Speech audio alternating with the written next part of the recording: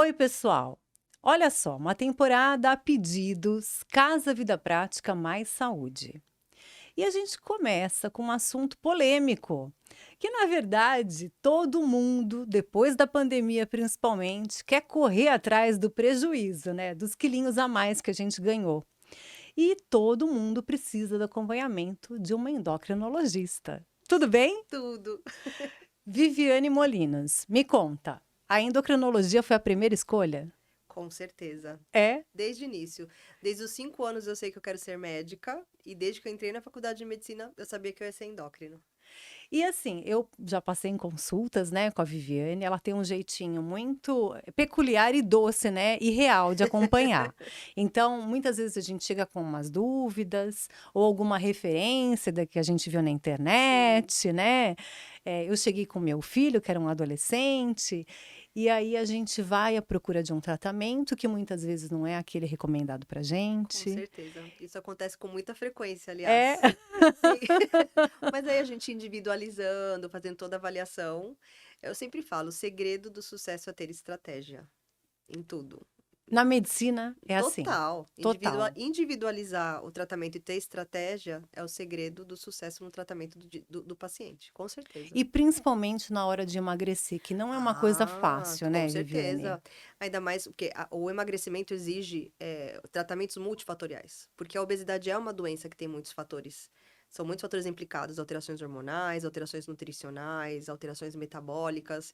Então, não é tão simples, não é aquela continha de, a pessoa comeu menos caloria, queimou mais. Tem muita coisa envolvida.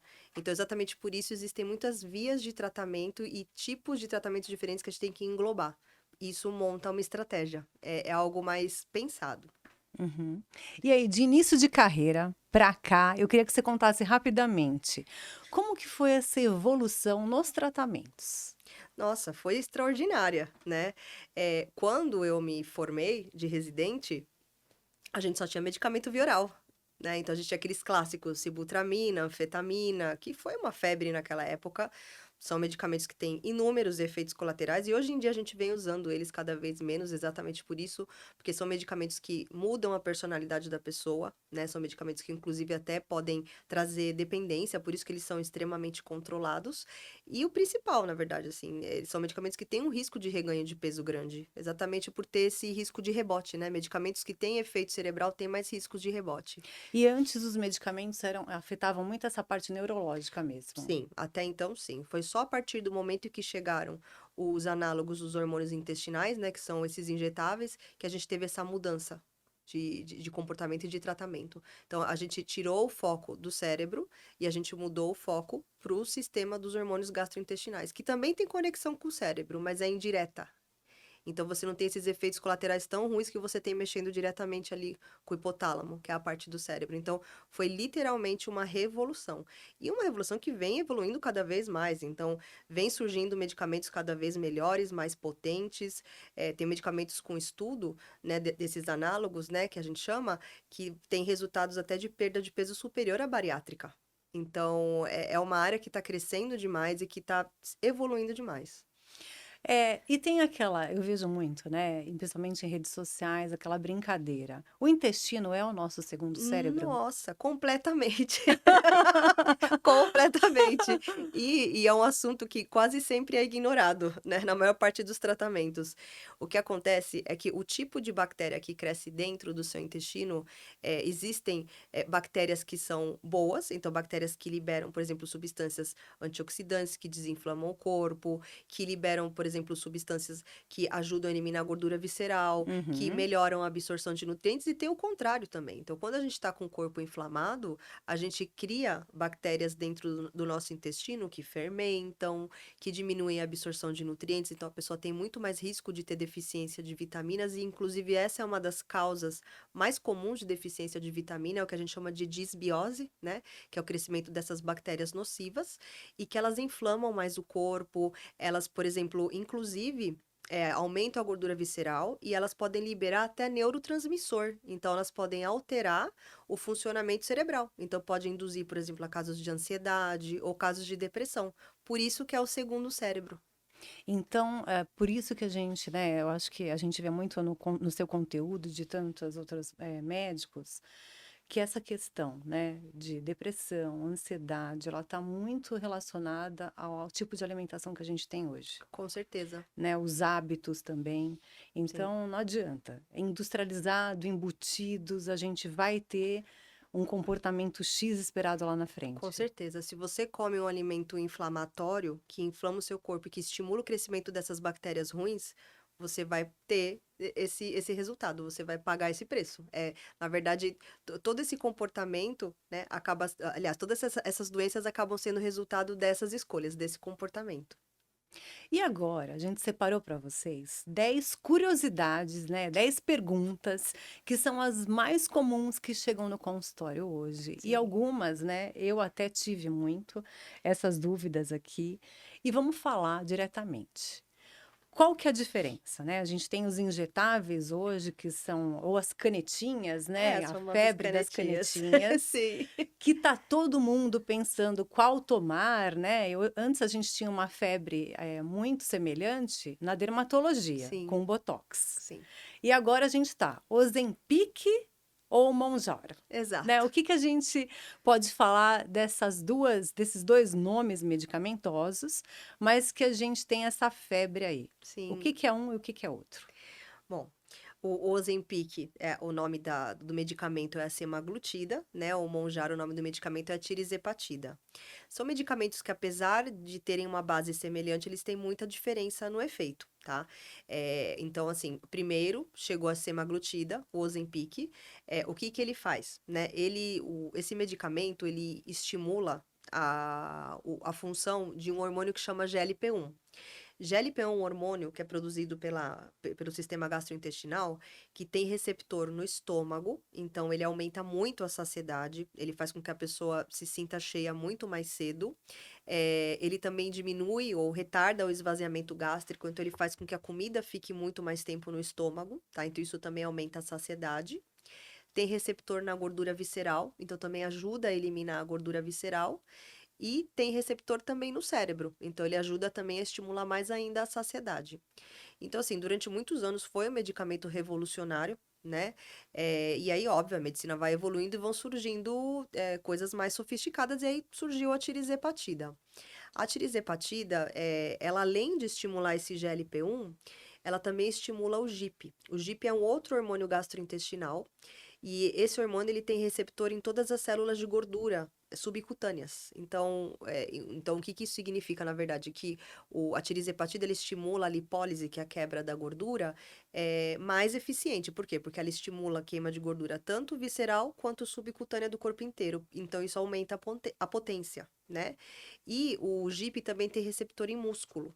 Então ele protege a massa muscular, ou inclusive até pode induzir um pequeno aumento. E por que que isso é tão importante, né? Na verdade, porque o principal risco de reganho de peso que acontece quando uma pessoa tem perda de peso é a perda de massa muscular. Porque quem queima caloria no corpo, na verdade, é o músculo. Então, se você emagrece mantendo ou ganhando massa muscular, você aumenta o seu gasto calórico e você evita o reganho de peso. Daí a importância, além, óbvio, né, de melhora de energia, disposição, de tônus muscular. Então, por isso que um é tão mais potente do que o outro, né? E assim, os dois medicamentos, na verdade, também têm receptor no pâncreas, então por isso que eles também são utilizados para tratamento da diabetes. Tá. E eu tenho um período de tratamento, esse tratamento é prolongado, tem efeito rebote, como funciona? O tempo de tratamento depende, na verdade, da quantidade de peso que o paciente tem a eliminar, né? Então, diferente, por exemplo, de medicamentos que têm o efeito psicotrópico, né, diretamente no cérebro, que esse sim tem um tempo máximo de uso exatamente pelo risco de dependência, esses medicamentos não trazem dependência. Então, a gente não tem um tempo máximo de uso, na verdade é o contrário, eles são feitos para uso crônico. Então, a palavra é não existe um tempo máximo. E o efeito rebote, na verdade, não é diretamente pelo medicamento. O efeito rebote acontece por outros motivos, principalmente quando o tratamento é mal conduzido. Então, por exemplo, perder peso, perdendo massa muscular, é um risco enorme de rebote. Por exemplo, fazer um tratamento para emagrecer sem tratar a inflamação corporal também, na verdade, é a principal causa de rebote, né? E perder peso sem ter um respaldo nutricional também. As deficiências de vitaminas e minerais, quando não são tratadas nesse processo de emagrecimento, também aumentam muito o risco de reganho de peso. Então, qual é o protocolo indicado nesse caso? O protocolo indicado é você fazer uma avaliação muito minuciosa de todas as questões hormonais do paciente, de todas as questões nutricionais. Então, por exemplo, nos hormônios, os principais vilões do emagrecimento são tireoide, insulina, cortisol, né? Os hormônios sexuais também. Então, por exemplo, na menopausa, a gente tem a diminuição dos hormônios femininos, então isso faz com que a gente comece a acumular mais gordura na região da cintura, circunferência abdominal. O homem, quando tá com a testosterona baixa, também perde muita massa muscular. Então, essa questão hormonal também tem muita influência no emagrecimento. A gente também precisa avaliar muito a fundo a questão nutricional, porque existem nutrientes que são considerados antioxidantes e que também entram dentro da terapia para inflamação metabólica. Por exemplo, deficiência de vitamina D, deficiência de vitamina E, deficiência de vitamina C. Então, também são nutrientes que implicam na composição corporal da pessoa. E principalmente a gente precisa avaliar essa questão da inflamação metabólica. E se a pessoa tiver excesso de gordura visceral e marcadores inflamatórios altos, a gente precisa entrar com antioxidantes. Senão a gente vai ter um resultado muito prejudicado no tratamento, mesmo com o uso das canetinhas. Então, a gente não basta apenas a gente ter o Ozempic ou o Mounjaro, a gente tem que ter uma suplementação, né, com o que a pessoa está precisando, num caso individualizado. Exato.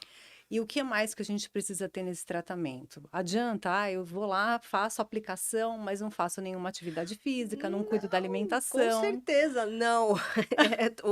O resultado de um tratamento depende muito. Eu sempre falo para o paciente, o investimento em um tratamento para emagrecer não é só financeiro. A pessoa tem que investir tempo, tem que investir emocional e tem que investir dedicação. Então, por exemplo, não adianta de nada a gente usar um medicamento super potente para ajudar a eliminar gordura visceral, usar um antioxidante para desinflamar o corpo, por exemplo, ir lá e comer comida inflamatória. Você vai cortar todo o efeito do tratamento. Então, na verdade, são três pilares: os medicamentos mais adequados, o exercício físico e a reeducação alimentar. E de preferência com características anti-inflamatórias, exatamente para você evitar esses alimentos que realmente acabe te inflamando mais e também, principalmente, cortando o efeito do tratamento que a gente vai estar fazendo. Doutora, vamos exemplificar quais são alimentos, né, que a gente tem no dia a dia que são muito inflamatórios. Açúcar, carboidratos simples, alimentos enlatados, conservas, bebidas alcoólicas, Então, o embutidos. vinho do final de semana Ah, acaba sendo não. um vilão também? Então, depende da quantidade e do tipo. Então, por exemplo, se for pequenas quantidades de vinho, ok. Inclusive, até o contrário, tem um efeito antioxidante, porque tem resveratrol. Agora, por exemplo, cerveja em grandes quantidades, whisky, outros destilados, e principalmente em grandes quantidades, isso daí já seria um problema. Então, são aqueles vilões que a gente sabe muito bem que precisa ficar longe mesmo da dieta nesse período, Exato, né? exatamente. É, aí, vamos lá. Qual dos dois emagrece mais? O Ozempic ou o Mounjaro? É assim, os estudos mostram, exatamente por ter uma dupla estimulação hormonal, nos estudos a gente tem uma evidência maior de perda de peso com o uso do Monjaro, né? Então, os estudos científicos mostram uma perda de peso de 22% em um ano com o uso do Monjaro e uma perda de 15% em média com o uso do Ozempic. Então, teoricamente, o mais eficiente é o Monjaro. Só que o mais importante é a gente entender que, na verdade, a grande questão não é perder peso de balança, e sim ter um emagrecimento saudável e sustentado e melhorar a composição corporal. Para quê? Para evitar reganho de peso. Então, não adianta de nada você usar um medicamento que só, por exemplo, se você usar o Monjaro sem esse suporte nutricional e metabólico, ok, você vai perder bastante peso de balança, mas boa parte desse peso que você está perdendo é músculo. Então, o que que acontece quando a pessoa, então, perde massa muscular? Ela entra em platô, ela para de emagrecer mais rápido, e quando ela consegue chegar no peso que ela quer, com certeza ela vai ter reganho de peso. Então, a ideia é melhorar a composição corporal, perder gordura sim, perder gordura também na parte onde que tem mais risco, que é a gordura visceral, que é a mais difícil de eliminar, mas também recuperar massa muscular e desinflamar o organismo. Esse é o segredo. Não adianta só usar o Monjaro ou o Ozempic. Se você não faz essa avaliação, se você está com inflamação metabólica, se você está com deficiências nutricionais e você está com baixa massa muscular, você fatalmente não vai ter um resultado realmente legal. Você não vai ter um resultado legal com o tratamento. Visivelmente, quando eu enxergo no meu corpo que está na hora de procurar um tratamento, porque a gordura visceral está aparecendo. Aonde Quando, ela aparece? Ah, ó, na verdade, assim, temos duas situações, tá? Então, uma é o acúmulo, assim, óbvio, de gordura abdominal. Se a gente No tem um excesso abdômen. então, por exemplo, uma circunferência abdominal maior, o corpo começa a ficar retificado, então você começa a perder cintura. Esse daí é, no homem, principalmente, então, no homem é o acúmulo de barriga, né? Então, isso daí é um fator. Nós, mulheres, às vezes a inflamação metabólica se mostra de outro jeito. Eu acho até importante também explicar o que que é inflamação metabólica, né? É assim, ó, quando a gente acumula gordura no corpo, a gente acumula em dois lugares diferentes. A gente acumula superficialmente embaixo da pele, tá? Que essa daqui é chamada gordura subcutânea, que serve para manter a temperatura do corpo. E a gente também acumula gordura dentro da cavidade abdominal, que é a chamada gordura visceral. A gordura visceral, até visualmente, ela é diferente, tá? Ela é uma gordura, assim, mais densa, ela tem uma cor mais escura e, na verdade, ela é um estoque, né? Então, a gordura visceral é uma reserva de energia que o corpo guarda para uma situação de privação de alimentação, então ela serve para evitar que a gente morra de fome. Por ser, então, um estoque, o que que ela faz? Ela libera no sangue algumas substâncias que inflamam o corpo, com a intenção exatamente de ficar aumentando esse estoque de gordura. Então, o que que essas substâncias ficam fazendo? Elas ficam, por exemplo, transformando o músculo em gordura, isso chama catabolismo muscular. Elas podem forçar o fígado a acumular gordura dentro dele, isso pode levar à esteatose. Ela pode forçar o pâncreas a produzir mais insulina, porque a insulina é um hormônio que faz acumular mais gordura, então isso pode levar a um quadro de resistência à insulina. Ela pode fazer a célula de gordura acumular água dentro da célula dela, tá? Porque tudo isso são mecanismos que, na verdade, seriam até super bem-vindos numa situação de privação grave de comida. Por exemplo, se você ficar presa numa ilha. Mas se você não tiver numa situação como essa, só vai trazer problema. Então, assim, dificuldade para perder peso, risco, né, de doença metabólica. Então, risco de esteatose, de pré-diabetes, de doença cardiovascular. Por exemplo, na questão hormonal, sexual, a gente acaba também tendo acometimento. Porque o que que acontece? Quando a insulina está alta nas mulheres, essa insulina vai agir no ovário, e ela estimula a produção de hormônio masculino no ovário. Então, isso pode trazer uma alteração no ritmo, né, no ciclo da menstruação, pode trazer a anovulação, que é quando a mulher para de ovular. Então, por exemplo, a síndrome do ovário policístico, ela entra dentro dessa inflamação metabólica, né?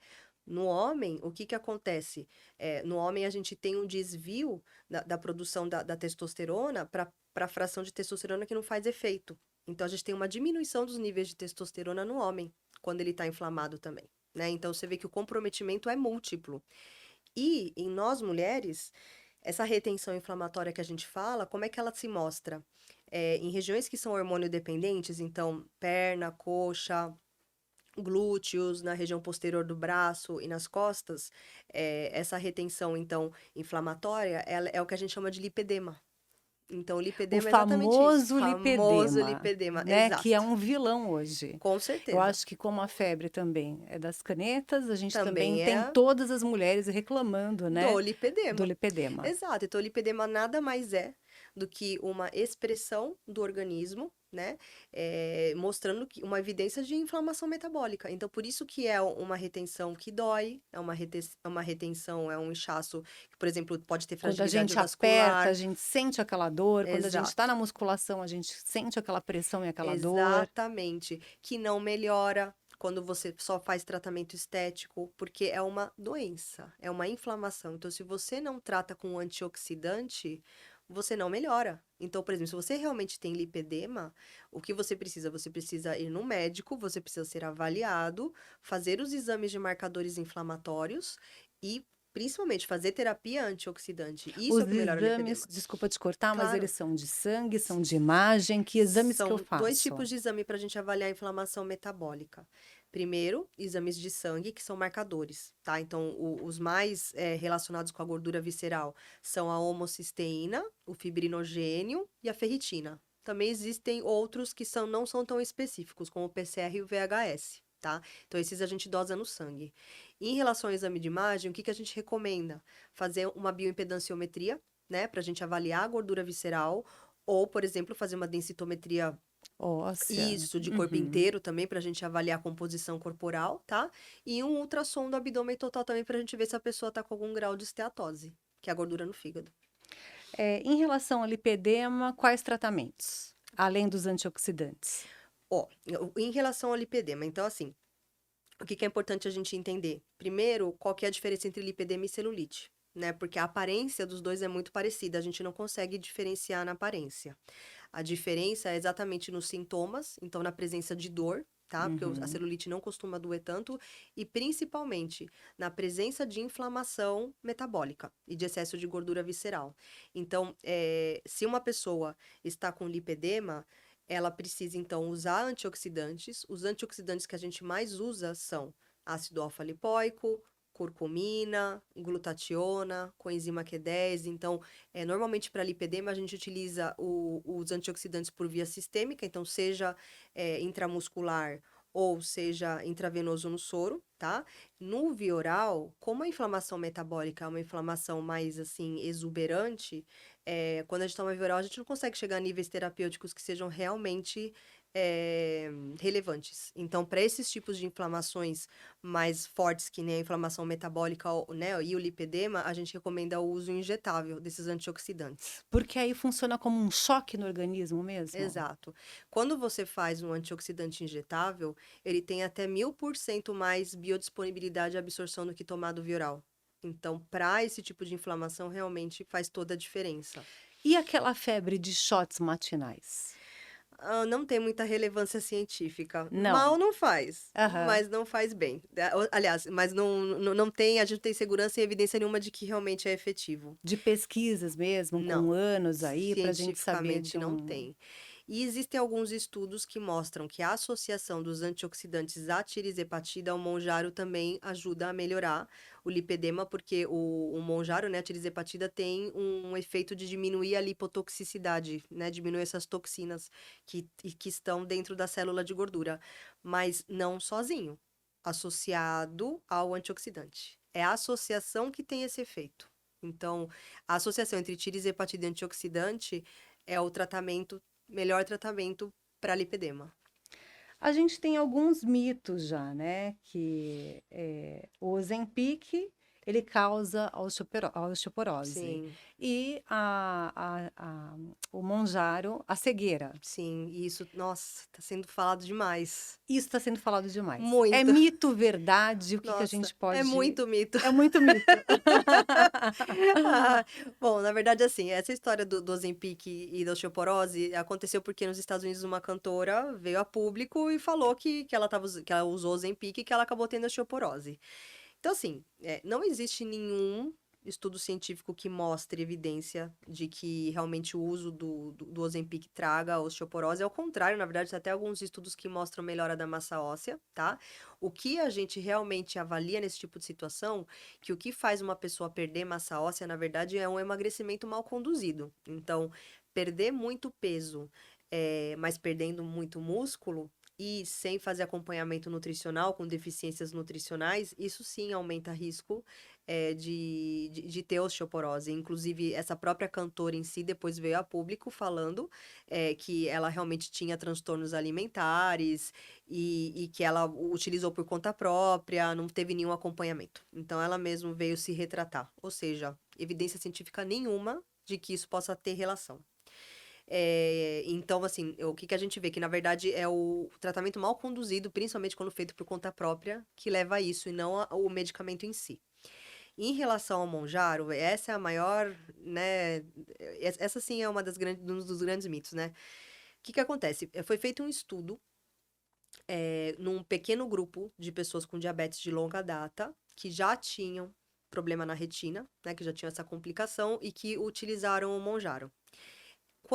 Isso é uma coisa que independe do uso do medicamento, independente do tipo de tratamento para diabetes, seja Monjaro, insulina, o que for. Mas quando você usa um tratamento que é muito potente para baixar a glicemia, que faz a glicemia baixar muito rápido, isso pode piorar a retinopatia que já está instalada.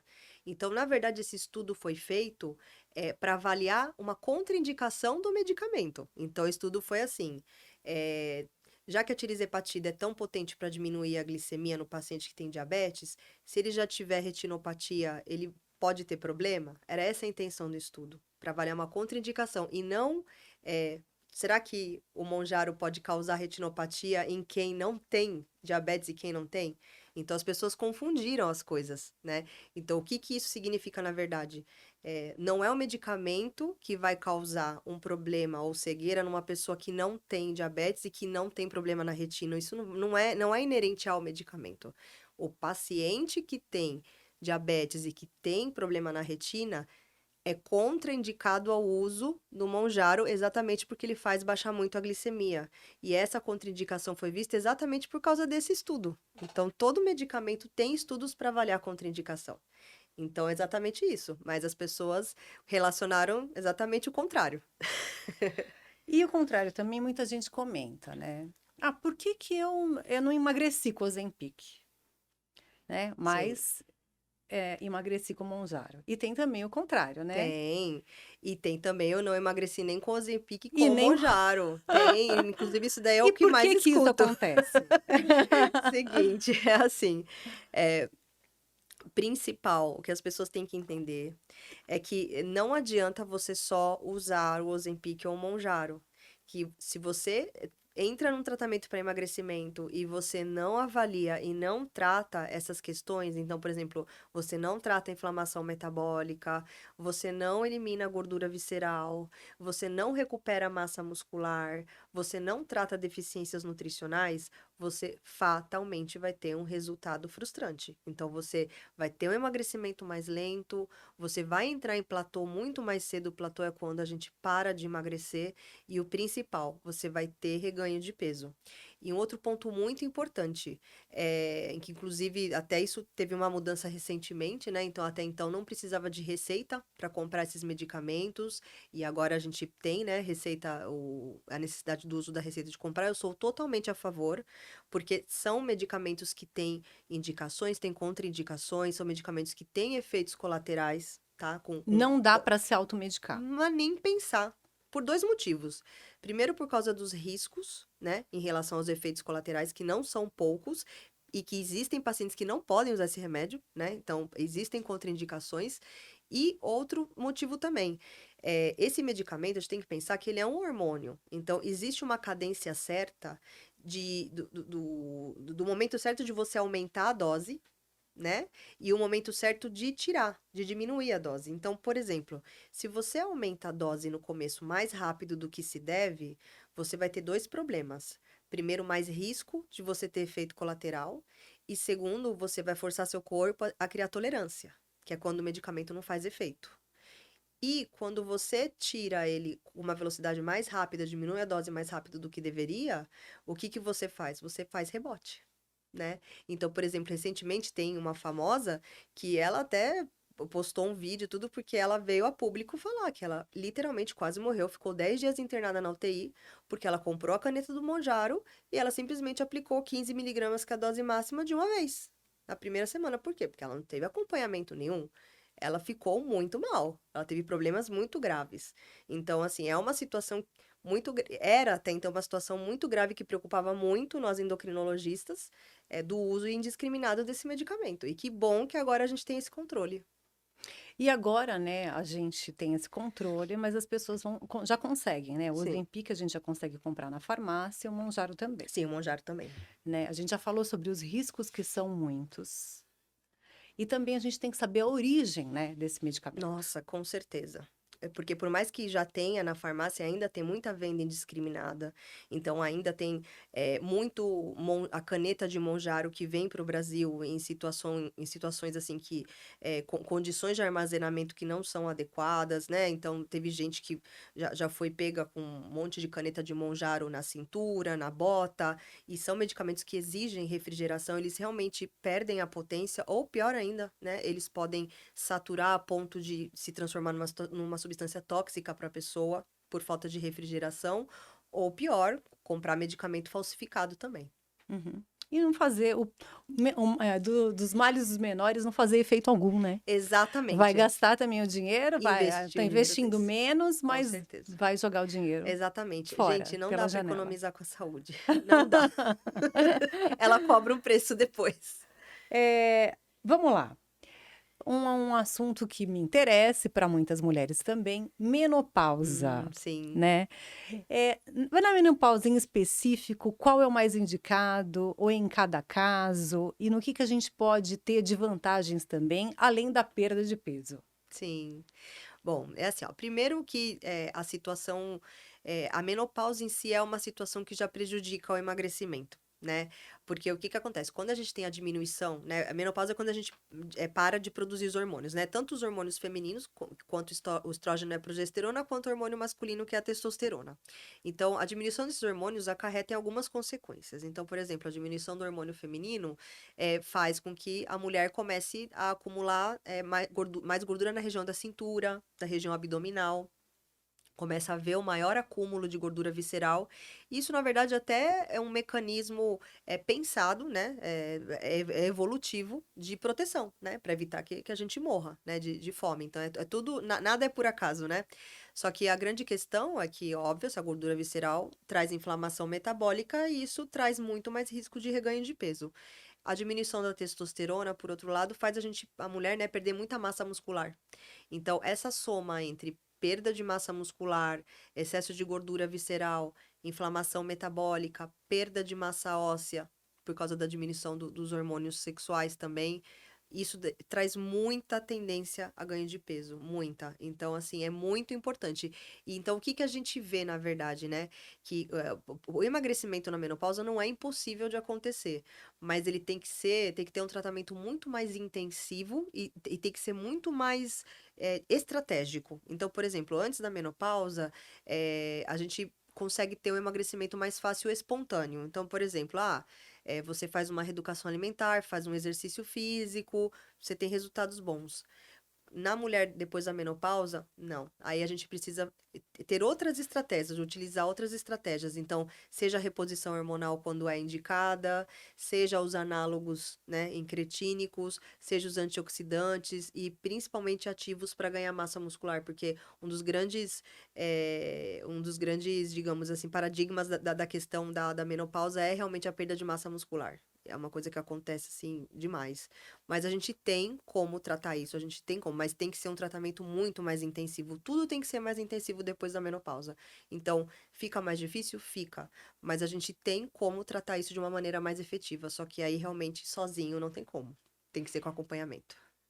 E também tem outro caso de mamães, né, que recentemente, mulheres que foram Sim. recentemente mamães, quando elas podem iniciar esse tratamento? Ó, em relação aos antioxidantes e à reposição, de nutrientes, isso já pode acontecer desde a amamentação. A gente não tem contraindicação.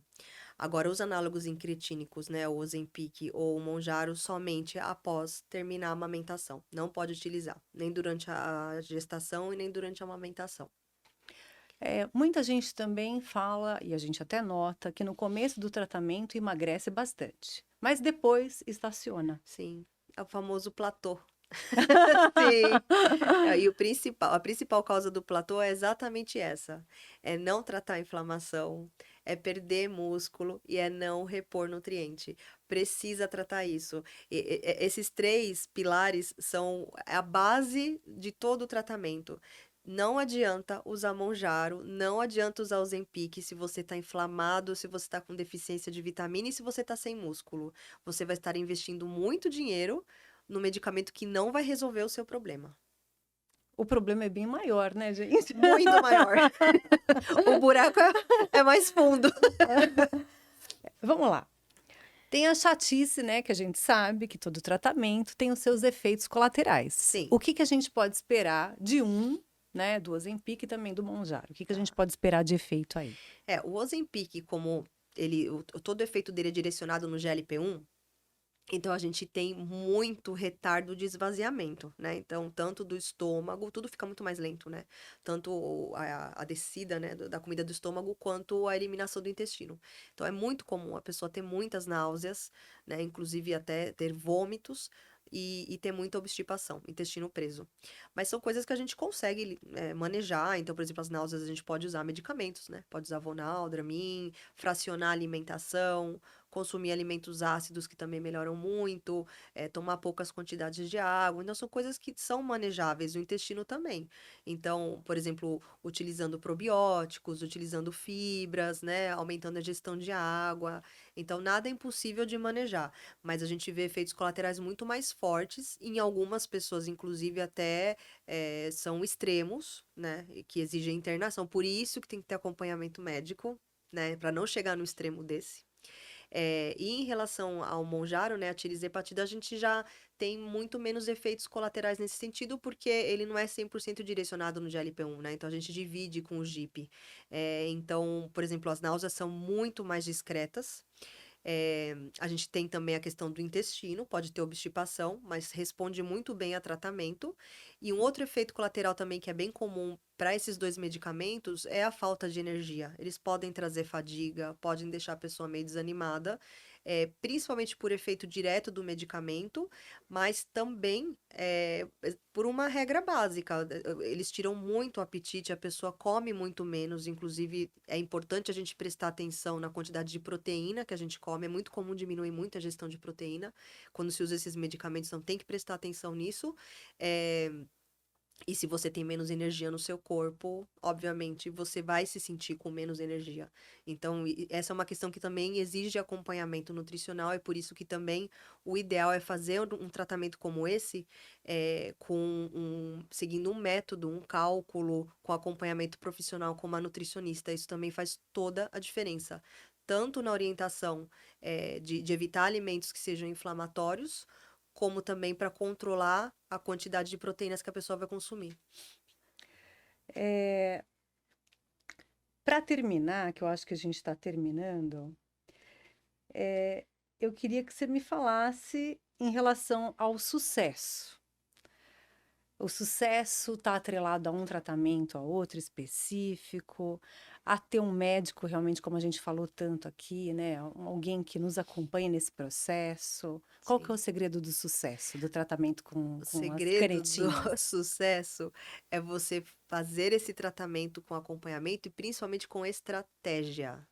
Não adianta você ir numa farmácia, você comprar essa caneta sem saber como usar, sem saber como tirar depois, sem saber lidar com o efeito colateral e principalmente sem tratar e sem tirar as âncoras. Eu falo de âncoras porque elas são literalmente âncoras. Então, a inflamação metabólica é uma das maiores âncoras que existe para um tratamento para emagrecer, a perda de massa muscular também, e a deficiência de nutrientes e o desequilíbrio hormonal também. Então, se você entra num tratamento como esse sem tratar essa outra parte, você fatalmente vai entrar ou num platô, vai parar de emagrecer, ou você vai reganhar tudo que você perdeu. Então precisa ter estratégia. Não é só investimento financeiro, não é só comprar a caneta. Não é tão simples assim. Tem que ter dedicação do paciente, tem que ter estratégia. Aí sim a pessoa vai ter sucesso. E para terminar, né, e eu gosto muito dessa parte de pesquisa também, a gente tem um histórico aí de quantos anos de uso desses medicamentos para a gente ter uma calma e uma tranquilidade realmente de saber os É, efeitos futuros. exato. Na verdade, assim, as pessoas ficam com receio, né? Falar, ah, são medicamentos novos. Na verdade, assim, eles estão novos à venda. Porque, por exemplo, a minha prova de título de especialista foi feita em 2011. Nós estamos em 2025, né? Então, são 14 anos. E já foi perguntada sobre a tirizepatida. Na minha prova de título de especialista. Quando eu era estudante de medicina, já estava se falando sobre esses medicamentos. Então, na verdade, esses medicamentos são estudados desde os anos 70.